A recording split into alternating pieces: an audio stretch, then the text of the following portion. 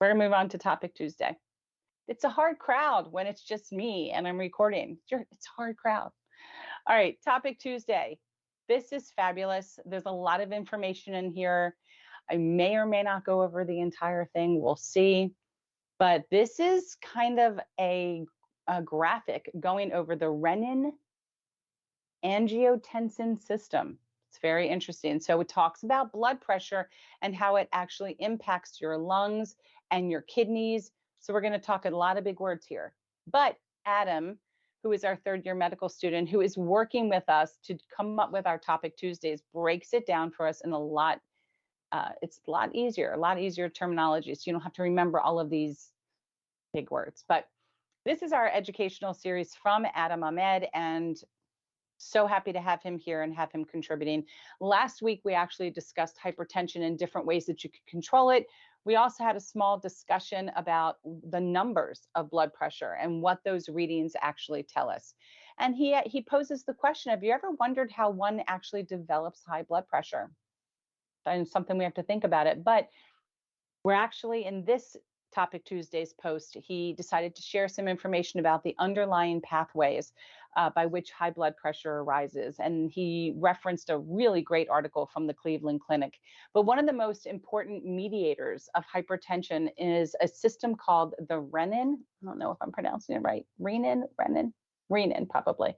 Angiotensin system. And it has some big players. So he goes in to describe what angiotensinogen, oh my gosh, this is going to be fun.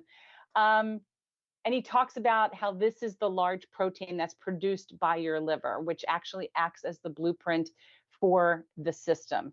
On its own, this protein actually does not raise your blood pressure. However, when your kidneys feel a decrease in fluid in your body, or you're not receiving enough blood flow, it releases the next big player. And he goes in to talk about how renin, because I did not know how to pronounce it, how it actually works, and how on its own this protein really doesn't do much, but however it travels to the lung and then undergoes a major change. So all of these things play into each other, and it will change into angiotensin converting enzyme. We've all heard of ACE inhibitors, okay? So ACE is an enzyme in the lungs which converts to angiotensin 1 into angiotensin 2. So unlike the first two steps, this is where things start to get serious when it comes to creating blood pressure issues. And again, remember, we've heard of ACE inhibitors, so we know that this is a medication that's affecting the angiotensin converting enzyme. So when you move from angiotensin 1 to angiotensin 2, your blood pressure, it will raise your blood pressure in two ways. Directly, angiotensin 2 will cause your blood vessels to narrow, which causes an elevation in your overall body's blood pressure. And indirectly, it stimulates our adrenal glands. And that actually produces the final big boss in this pathway. I love how Adam throws in his language with this. And that's aldosterone. You know, he needs to come on here and he needs to say these words because I am not a medical professional. I'm just reading. All right, so aldosterone is produced by our body's adrenal gland, and it's released into our bloodstream under the influence of angiotensin 2. It then goes on to our kidneys and directly absorbs more salt and water from our urine. And more fluids and salts in the body means more volume in our blood vessels, which means overall greater pressure. And in layman's terms, we've talked about this.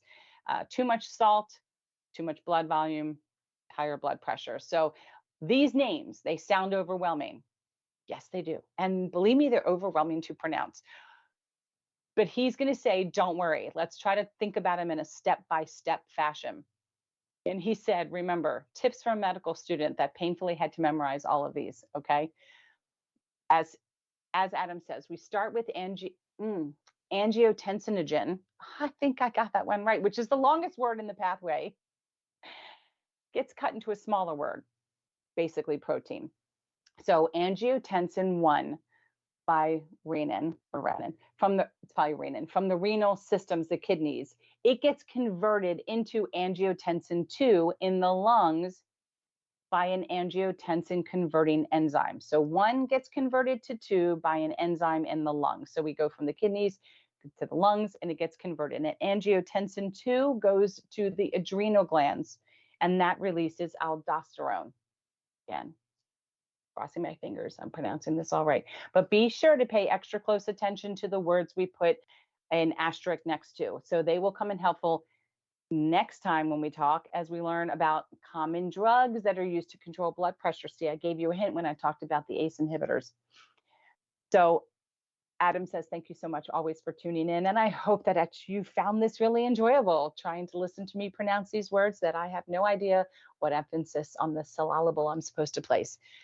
Still, very good information if you think about it, where these enzymes come from, how they're converted, where it moves across the body, and ultimately these enzymes, this protein that leads to an enzyme, seems like this is what can cause high blood pressure.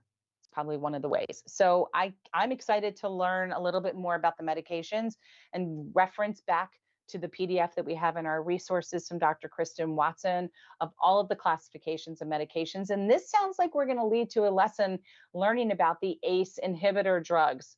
This is, again, some of the enzymes that we've just talked about here. So hopefully it's grabbing your attention because this is what's potentially happening in your body. And I think I personally think it's fun to learn the backstory about what's happening. It helps me even more understand the importance of controlling my blood pressure and the various ways I can do so.